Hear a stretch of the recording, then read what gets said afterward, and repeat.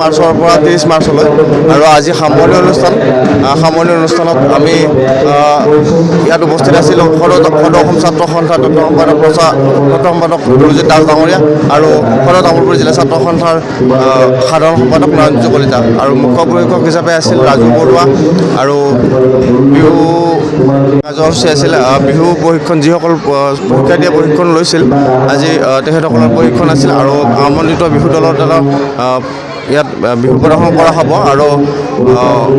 আজিৰ সন্ধিয়াৰ বিশেষ আকৰ্ষণ জোনাক নিবিড়ক আমন্ত্ৰণ কৰা হৈছে।